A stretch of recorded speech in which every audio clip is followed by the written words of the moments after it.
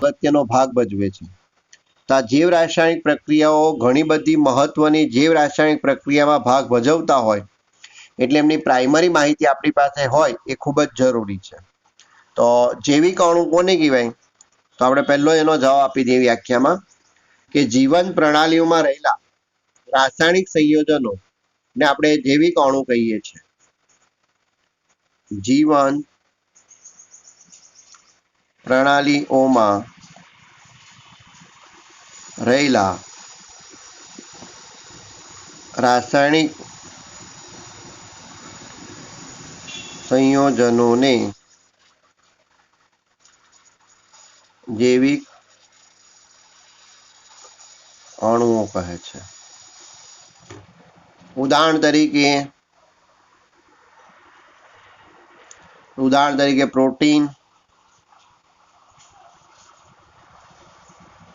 Vitamins, ઉત્સેચક, nucleic acid,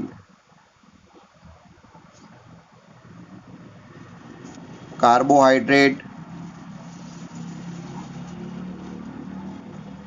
આ બધા આપણા જૈવિક અણુ છે. અને આના વગર આપણા શરીરની કામ કરવાની ક્ષમતા છે નહીં. અને આ બધી વસ્તુ યોગ્ય માત્રામાં હોવી જોઈએ. વધારે પડતું હોય તો પણ નુકસાન કરતા છે, એકદમ ઓછું હોય તો પણ નુકસાન કરતા છે. એટલે આ બધી વસ્તુ આપણી પાસે હોવી જોઈએ શરીરમાં. અને આ લોકો કામ કરતા બંધ થાય એટલે તકલીફ થાય.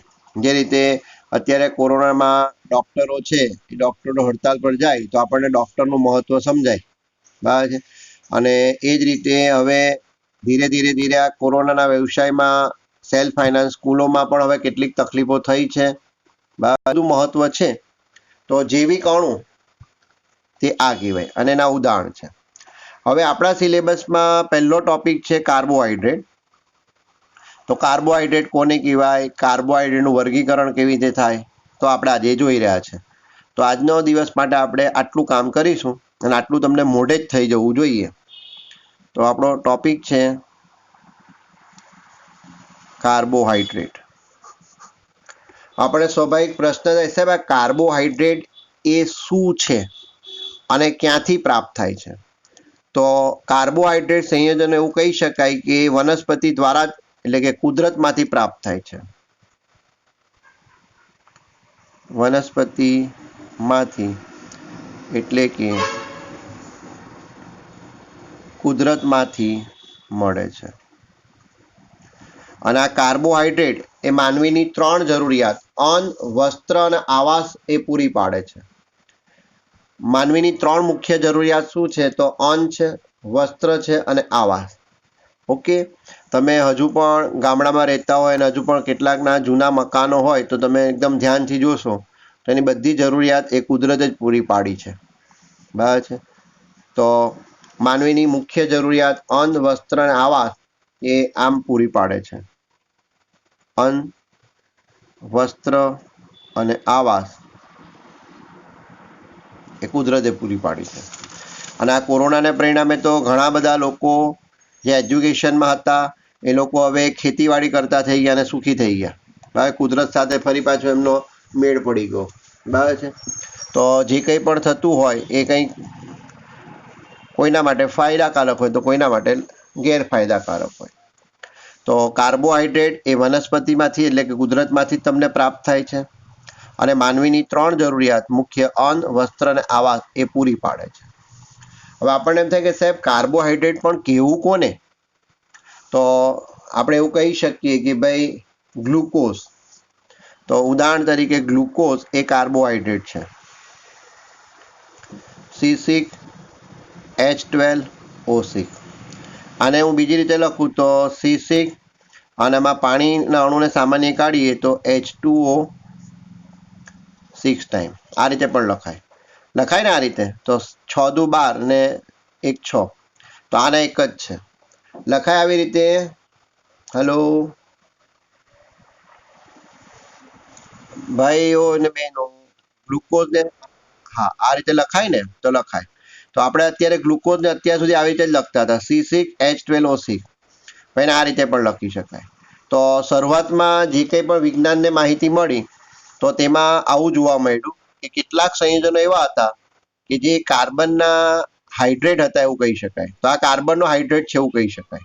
અને એના ઉપરથી સૌથી પહેલા લોકો એવું કહેતા હતા, સૌ પ્રથમ કાર્બોહાઈડ્રેટ એટલે કાર્બનના હાઇડ્રેટ કહેવાતા હતા. એટલે શરૂઆતમાં કાર્બોહાઈડ્રેટ એટલે શું, તો એની વ્યાખ્યા એમ થાય ભાઈ કાર્બનના હાઇડ્રેટ એટલે કાર્બોહાઈડ્રેટ. પરંતુ પાછળથી ધીરે ધીરે આપણને એવું સમજાયું કે કેટલાક સંયોજનો એવા છે કે કાર્બોહાઈડ્રેટ હોવા છતાં આવા સ્વરૂપનું પાલન કરતા નથી, અને કેટલાક એવા છે કે જે કાર્બોહાઈડ્રેટ ન હોવા છતાં એનું પાલન કરે છે.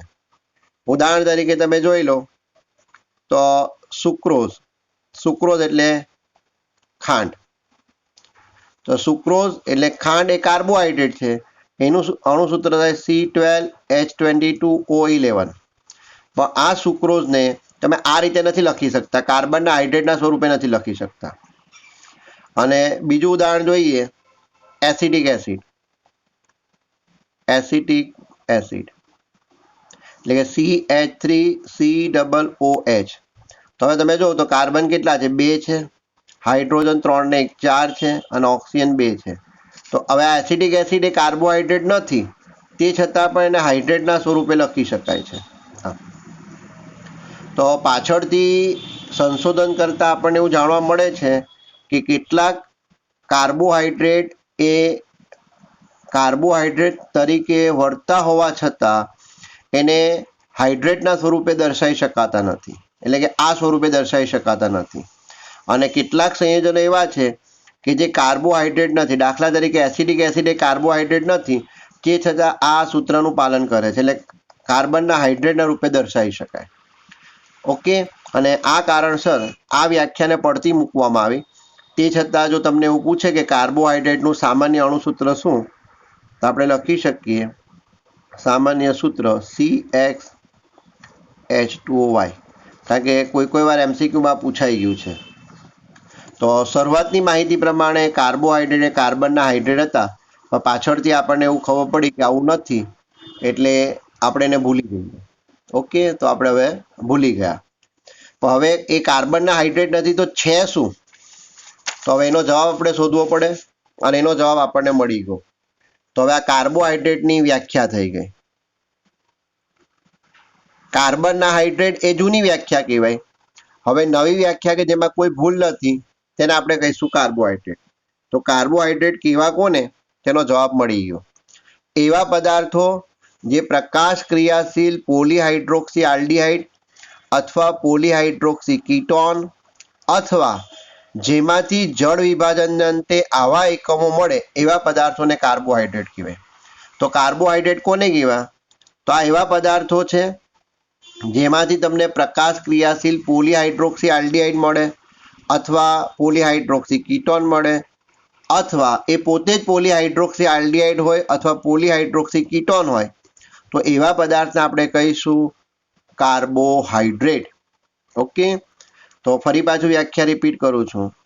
એવા પદાર્થો કે જે પોતે જ પ્રકાશ ક્રિયાશીલ પોલીહાઇડ્રોક્સી આલ્ડીહાઇડ હોય, પોતે જ પ્રકાશ ક્રિયાશીલ પોલીહાઇડ્રોક્સી કીટોન હોય, અથવા એમના જળ વિભાજનમાંથી તમને પોલીહાઇડ્રોક્સી આલ્ડીહાઇડ મળે, અથવા એમના જળ વિભાજનમાંથી તમને પોલીહાઇડ્રોક્સી કીટોન મળે, તો આવા પદાર્થને આપણે કહીશું કાર્બોહાઈડ્રેટ.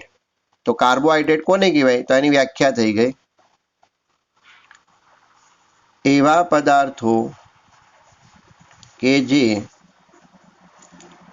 પ્રકાશ ક્રિયાશીલ પોલીહાઇડ્રોક્સી આલ્ડીહાઇડ અથવા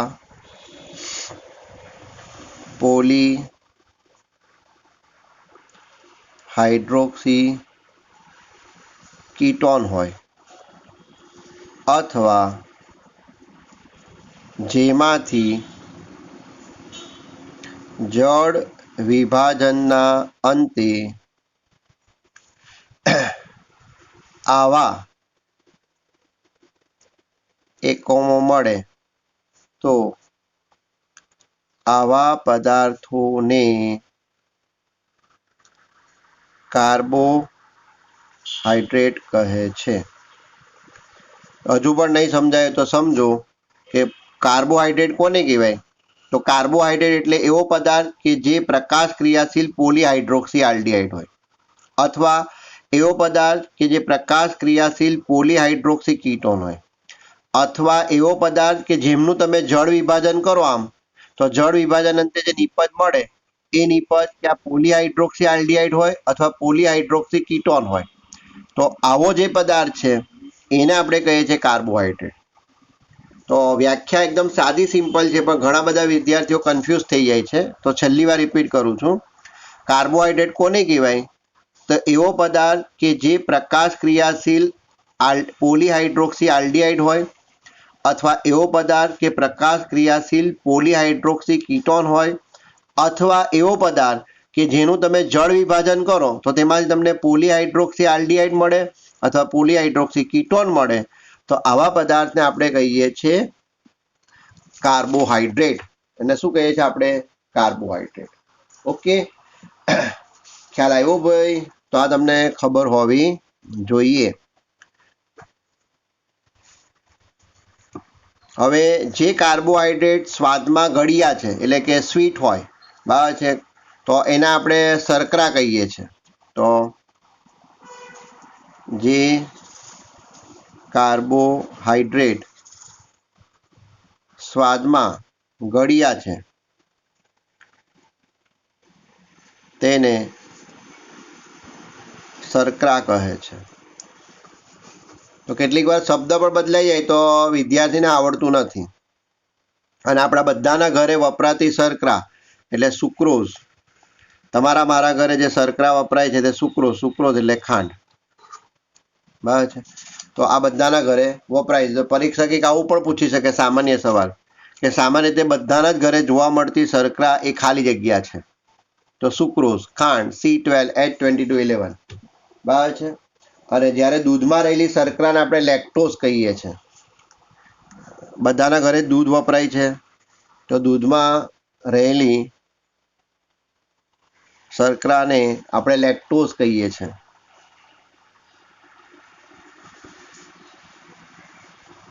તો આ પણ ખબર હોવી જોઈએ. પરીક્ષક આ પણ MCQ માં સાદો સિમ્પલ એક સવાલ પૂછી શકે. તો આ 2 MCQ થઈ ગયા કે બધાના જ ઘરે જોવા મળતી સામાન્ય શર્કરા કઈ? તો ભાઈ સુક્રોઝ એટલે ખાંડ. દૂધમાં રહેલી શર્કરા ખાલી જગ્યા છે તો લેક્ટોઝ. તો આ બધા MCQ થઈ ગયા. હવે આપણે જે શર્કરા છે જે કાર્બોહાઈડ્રેટ છે ને સેકેરાઇડના નામે પણ ઓળખી શકીએ. તો આપણે જેને કાર્બોહાઈડ્રેટ કહીએ છીએ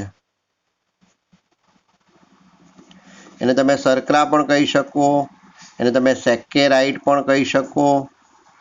તો આ સેકેરાઇડ નામ કેવી રીતે આપણે આપીએ છીએ? તો ગ્રીક ભાષામાં એક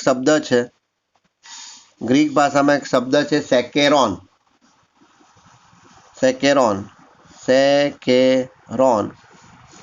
અને એનો મતલબ થાય છે શર્કરા, એટલે કે એને શર્કરા કહેવાય. તો આ બધા એકબીજાને પર્યાય શબ્દો છે એવું કહી શકાય. અને તમને આવું ઘણી જગ્યા પર આવી ગયું છે, ગ્રીક ભાષા છે, લેટિન ભાષાના નામ પરથી શબ્દો મળ્યા છે. તો આવો પણ એક સવાલ પૂછી શકાય MCQમાં, તો કાળજી રાખવી. તો કાર્બોહાઈડ્રેટ ને શર્કરા પણ કહેવાય, એને સેકેરાઇડ પણ કહેવાય. અને સેકેરાઇડ ક્યાંથી શબ્દ આવ્યો? તો ગ્રીક ભાષામાં એક શબ્દ છે સેકેરોન, અને એનો મતલબ થાય છે શર્કરા, અને એના ઉપરથી આ શબ્દ આવ્યો હતો. એટલે હવે તમને શર્કરા કે સેકેરાઇડ કે કાર્બોહાઈડ્રેટ કે આ ત્રણેયનો મતલબ એક જ થતો હોય છે. ઓકે, ચાલો. આટલામાં કંઈ તકલીફ હોય તો બોલો. કોઈને આટલામાં તકલીફ છે? હલો? હા, તો આ જે પ્રસ્તાવના થઈ એ પ્રસ્તાવનામાંથી તમને MCQ પૂછી શકાય. MCQ નથી પૂછવા તો વ્યાખ્યા પણ દીકરા પૂછી શકાય. હું વારંવાર કહું છું કે પાર્ટ બીમાં વ્યાખ્યા પણ આવી શકે. તો જૈવિક અણુની વ્યાખ્યા કરવી. કાર્બોહાઈડ્રેટની શરૂઆતની વ્યાખ્યામાં કાર્બોહાઈડ્રેટ એટલે કાર્બનના હાઇડ્રેટ એવું કહેવામાં આવતું હતું, બરાબર છે. એનો સામાન્ય અણુસૂત્ર CH2OI છે. બરાબર છે. પછી આ કાર્બોહાઈડ્રેટની સાચી વ્યાખ્યા જેમાં કોઈ ભૂલ નથી હવે તે પણ તમને ખબર હોવી જોઈએ. હવે 2 MCQ આવી ગયા કે દરેકના ઘરે જોવા મળતી શર્કરા કઈ છે, દૂધમાં રહેલી શર્કરા કઈ છે, અને સેકેરાઇડ શબ્દ કઈ ભાષાના શબ્દ પરથી આવ્યો છે અને એનો મતલબ શું થાય. તો સેકેરાઇડ શબ્દ એ ગ્રીક ભાષાના શબ્દ સેકેરોન પરથી આવ્યો છે અને સેકેરોનનો મતલબ થાય છે શર્કરા. ઓકે, ચાલો હવે આપણે જેને કાર્બોહાઈડ્રેટ કહીએ છીએ એનું વર્ગીકરણ.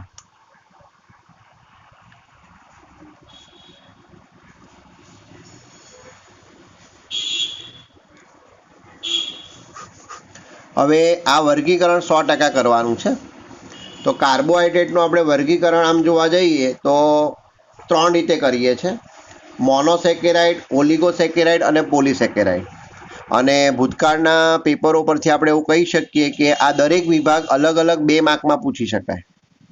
એટલે આખી થિયરી તો લગભગ નહીં પૂછાય, પણ પૂછવી હોય તો તમને આવું પૂછી શકાય કે કાર્બોહાઈડ્રેટનું વર્ગીકરણ કુલ કેટલી રીતે કરવામાં આવે, એમાંથી આ વર્ગીકરણ સમજાવો. તમને આવો સવાલ પૂછી શકાય. આખું વર્ગીકરણ લગભગ નહીં પૂછાય કારણ કે એનું કન્ટેન્ટ થોડું વધી જાય, એટલે એને 4 માર્કમાં કશે સેટ નહીં કરી શકાય, પણ 100% આપણે કરવાનું. હવે વર્ગીકરણ આપણે કેવી રીતે કરીએ છીએ? તો કાર્બોહાઈડ્રેટ સંયોજનને જળ વિભાજન દરમિયાન તેમની વર્તણૂકના આધારે આપણે એનું મુખ્ય વર્ગીકરણ 3 રીતે કરીએ છીએ. તો કાર્બોહાઈડ્રેટનું આપણે વર્ગીકરણ કેવી રીતે કરીએ છીએ? તો એનું જ્યારે જળ વિભાજન કરવામાં આવે તો ત્યારે એની વર્તણૂકને આધારે એટલે મળતી નિપજને આધારે આપણે એનું વર્ગીકરણ 3 રીતે કરીએ છીએ. તો પહેલું સેન્ટેન્સ યાદ રાખવું કે ભાઈ કાર્બોહાઈડ્રેટ સંયોજનોનું જળ વિભાજન દરમિયાન તેમની વર્તણૂકના આધારે 3 રીતે કરવામાં આવે છે. જે રીતે આપણે લિગેન્ડનું વર્ગીકરણ કર્યું કુલ 4 રીતે, તો લિગેન્ડ કેટલા ઇલેક્ટ્રોન યુગ્મ આપી કેટલા બંધ બનાવે છે એના આધારે આપણે એનું વર્ગીકરણ કરેલું. તે રીતે આપણે કાર્બોહાઈડ્રેટનું વર્ગીકરણ કરવું છે જે 3 રીતે આપણે કર્યું. તો કેવી રીતે કર્યું છે? તો આ પણ MCQમાં ખરા ખોટા વિધાનમાં પૂછી શકાય. તો આ બધા સેન્ટન્સો જે કામના છે એ ટ્રુ ફોલ્ટ વાળા સવાલમાં પૂછી શકાય, એટલે કાળજી રાખવી. હવે કયા 3 પ્રકાર? તો પહેલા એ બતાવી દઈએ, પછી આપણે અલગ અલગ વાત કરીશું એની. તો એમાંનો પહેલો પ્રકાર છે મોનોસેકેરાઇડ. મોનોસેકેરાઇડ. તો વ્યાખ્યા અને ઉદાહરણ આટલી બધી વસ્તુ કરવાની છે દરેકમાં. તમારામાં સામાન્ય અણુસૂત્ર નથી આપેલા, જૂના સિલેબસમાં સામાન્ય અણુસૂત્ર પણ હતા, આપણે એમાં પડતા નથી કારણ કે તમારી નવી બુકને જ આપણે ફોલો કરીએ છીએ. તો દરેકમાં વ્યાખ્યા ઉદાહરણ બરાબર, એટલે કાળજી રાખવી. એટલે માનો કે આખો સવાલ બી પૂછાય, તમારું પ્રેઝન્ટેશન એવું જ હોવું જોઈએ. તો પહેલું છે મોનોસેકેરાઇડ, બીજું છે ઓલિગોસેકેરાઇડ, ઓલિગોસેકેરાઇડ અને છેલ્લું છે પોલિસેકેરાઇડ. હવે હું બોલું છું સાંભળજો. ન કરે નારાયણ તમને ટૂંકનોમાં એવો સવાલ પૂછે 3 માર્કમાં કે 4 માર્કમાં કે કાર્બોહાઈડ્રેટનું વર્ગીકરણ સમજાવો, તો આપણે પહેલું સેન્ટેન્સ લખવાનું કે જળ વિભાજન દરમિયાન તેમની વર્તણૂકના આધારે એના કુલ 3 પ્રકાર પાડવામાં આવે છે. અને હવે આ 3 પ્રકાર બતાવવાના, દરેકની વ્યાખ્યાને એક ઉદાહરણ આપી દેવાનું. આ સિવાય વધારે અંદર લખવું નહીં, બરાબર છે. પણ હવે તમને અલગ અલગ પૂછાય તો આપણે હવે એની વાત કરી દઈએ. હવે તમને અલગથી પણ પૂછી શકાય કે મોનોસેકેરાઇડ સંયોજનો સમજાવો. મોનોસેકેરાઇડ સંયોજનો સમજાવો, આવું પણ પૂછી શકાય અલગ અલગ. તો સૌથી પહેલા તો વ્યાખ્યા જ આવશે. તો મોનોસેકેરાઇડ કોને કહેવાય? તો જે કાર્બોહાઈડ્રેટ સંયોજનનું પોલીહાઇડ્રોક્સી આલ્ડીહાઇડ અથવા પોલીહાઇડ્રોક્સી કીટોનના વધુ સરળ એકમમાં જળ વિભાજન કરી શકાતું નથી, તેને આપણે કહીશું મોનોસેકેરાઇડ સંયોજન. એટલે એવો મોનોસેકેરાઇડ છે, હજુ તમે એનું વિભાજન કરીને એમાંથી હજુ બીજો નાનો કોઈ સંયોજન મેળવી શકતા નથી, તો એને આપણે કહીશું મોનોસેકેરાઇડ. એટલે માની લો કે આ મોનોસેકેરાઇડ છે. તો આનું જળ વિભાજન શક્ય નથી, અને જળ વિભાજન શક્ય નથી એટલે તમે આમાંથી હજુ સાદો સરળ બીજો કોઈ પણ શર્કરા મેળવી શકતા નથી. તો આને આપણે કહીશું મોનોસેકેરાઇડ. તો વ્યાખ્યા એકદમ સાદી સિમ્પલ છે. જે કાર્બોહાઈડ્રેટ સંયોજનનું પોલીહાઇડ્રોક્સી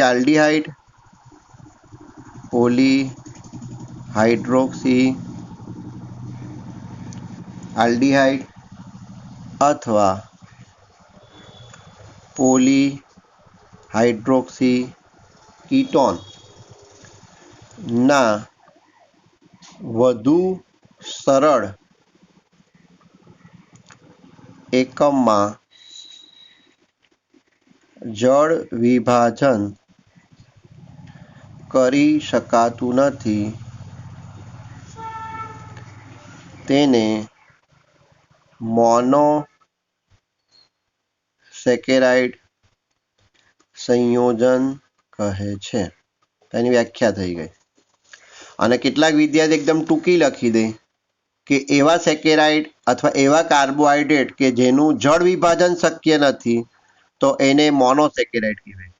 તો ભાઈ હું તો વ્યાખ્યા આપી દઈશ કે કારણ કે તમે જે કહેવા માંગો છો તે વાત સાચી છે કે વધુ જળ વિભાજન શક્ય નથી એટલે વધુ સરળ એકમમાં તમે એને રૂપાંતર નથી કરી શકતા, એટલે વાત સાચી છે. પણ કોઈ શિક્ષક માર્ક ન પણ આપે એટલે કાળજી રાખવી. એટલે તમારે બને ત્યાં સુધી વ્યાખ્યામાં બહુ છેડછાડ કરવી નહીં. બરાબર છે? તો વ્યાખ્યા આમ તો સાચી જ છે, પણ આ લખો તો સારું.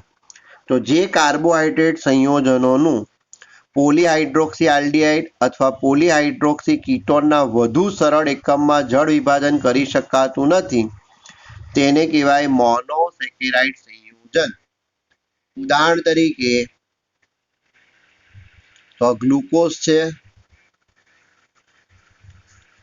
ફ્રુક્ટોઝ છે અને રિબોઝ છે.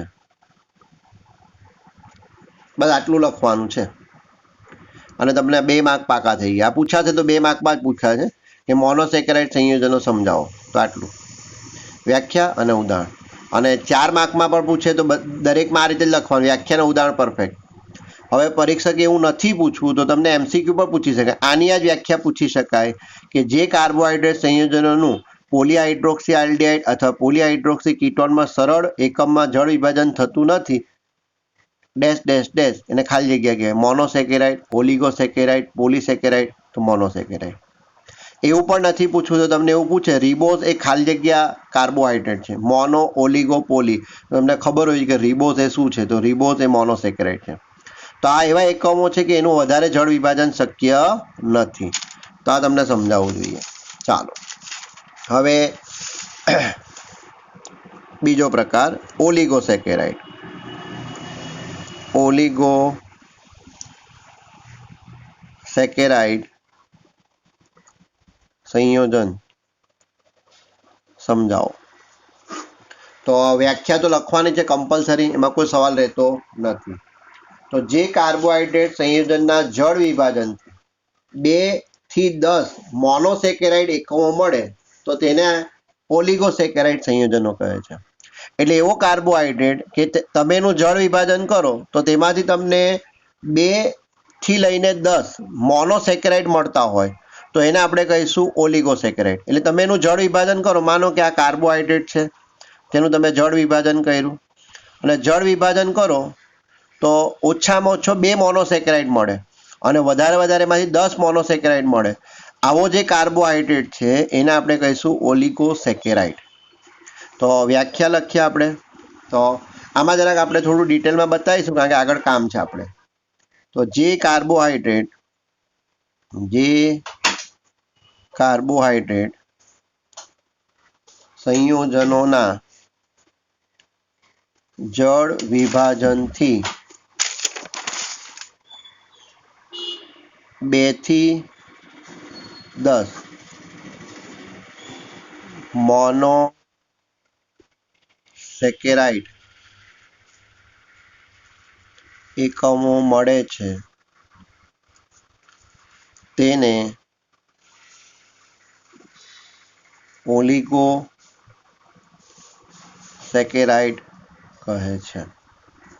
તો આપણે એમસીક્યુમાં પૂછવું હોય તો પૂછી શકાય કે જે કાર્બોહાઈડ્રેટ સંયોજનના જળ વિભાજનથી ખાલી જગ્યા મોનોસેકેરાઇડ એકમો મળે તેને ઓલિગોસેકેરાઇડ છે. 2 થી 5, 2 થી 8, 3 થી 10, તો તમને ખબર હોય 2 થી 10. ઓકે, તો ઓછામાં ઓછા 2 અને વધારે 10 મોનોસેકેરાઇડ એકમો મળતા હોય એવા કાર્બોહાઈડ્રેટને આપણે કહીશું ઓલિગોસેકેરાઇડ. હવે આને આપણે પાછું અલગ રિપ્રેઝન્ટ કરી દઈએ. તો આ ઓલિગોસેકેરાઇડનું આપણે પેટા વર્ગીકરણ કરીએ તો 3 રીતે કરી શકાય. બરાબર છે, ડાયસેકેરાઇડ, ટ્રાયસેકેરાઇડ અને ટેટ્રાસેકેરાઇડ. તો આમાં જરાક ડિટેલમાં લખો તો સારું. તો અહીંયા લખવાનું કે ઓલિગોસેકેરાઇડનું પેટા વિભાગના આધારે વર્ગીકરણ કરીએ તો હજુ 3 રીતે કરી શકાય. ડાયસેકેરાઇડ નામમાં જ બતાવે છે. ટ્રાયસેકેરાઇડ એટલે 3 મળતા હશે, ટ્રાયસેકેરાઇડ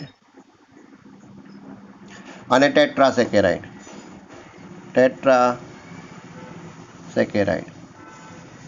તો વ્યાખ્યા એકદમ સહેલી છે કે જે કાર્બોહાઈડ્રેટના જળ વિભાજનમાંથી 2 મોનોસેકેરાઇડ મળતા હોય એને ડાયસેકેરાઇડ કહેવાય. એટલે તમે જળ વિભાજન કરો એટલે તમને 2 મળશે. જો 2 મોનોસેકેરાઇડ મળતા હશે બરાબર છે તો એને કહીશું ડાય.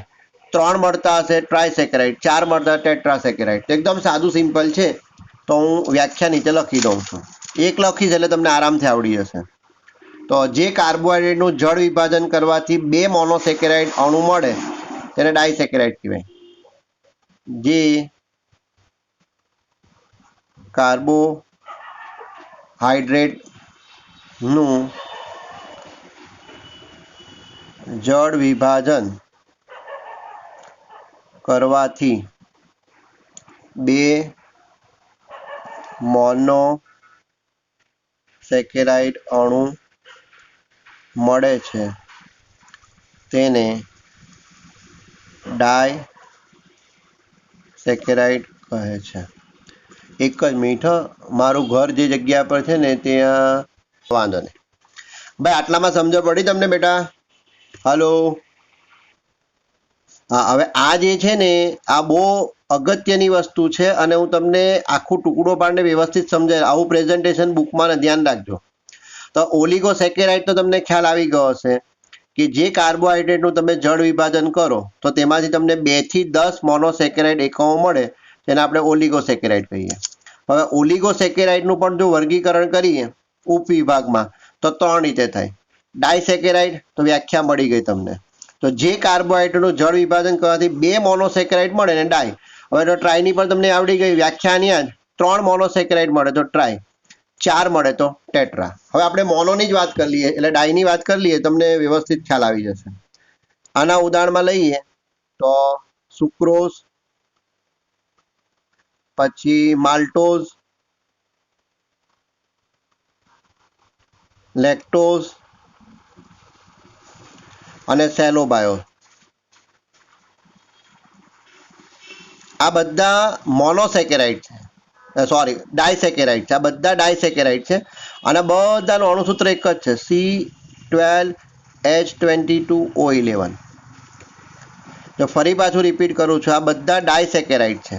એટલે આલોકનું જળ વિભાજન કરશો ને એટલે 2 મોનોસેકેરાઇડ મળશે અને આ બધાનું અણુસૂત્ર સરખું જ છે, C12H22O11. તો જુદું શું છે? તો જુદું છે બંધારણ સૂત્ર, જુદું છે એમાંથી મળતી મોનોસેકેરાઇડ જુદી છે. તો હવે એ પણ જોઈ લો, કારણ કે આ તમારે ખાસ યાદ રાખવાનું છે, જે 2 દિવસ પછી આવશે, જે અત્યારે આપણે તમને બતાવી દઈએ છીએ. તો ધ્યાન આપજો. હવે માલ્ટોઝ ધ્યાન આપજો. તો માલ્ટોઝ એટલે એનું અણુસૂત્ર થાય C12H22O11. તો તમે માલ્ટોઝનું જળ વિભાજન કરશો ને તો તમને મળશે ગ્લુકોઝ અને ગ્લુકોઝ, C6H12O6, C6H12O6. તમને ગ્લુકોઝ જ મળે એટલે 2 ગ્લુકોઝના એકમ મળે. આ મોસ્ટ એમસીક્યુ જરાક ધ્યાન આપજો. પછી સુક્રોઝ લઈ લઈએ. સુક્રોઝ એટલે પણ C12H22O11. આનું પણ તમે જળ વિભાજન કરો એટલે તમને 2 મોનોસેકેરાઇડ મળવાના. પણ કયા મળશે? તો ગ્લુકોઝ અને ફ્રુક્ટોઝ, C6H12O6, C6H12O6. તો તમને મળશે ગ્લુકોઝ અને ફ્રુક્ટોઝ. આ જો મોનોસેકેરાઇડ જુદા મળે છે, આ જ ફરક છે. અને લેક્ટોઝ તો લેક્ટોઝનું અણુસૂત્ર પણ C12H22O11 જ છે. એનું જળ વિભાજન કરો તો તમને મળશે ગ્લુકોઝ અને ગેલેક્ટોઝ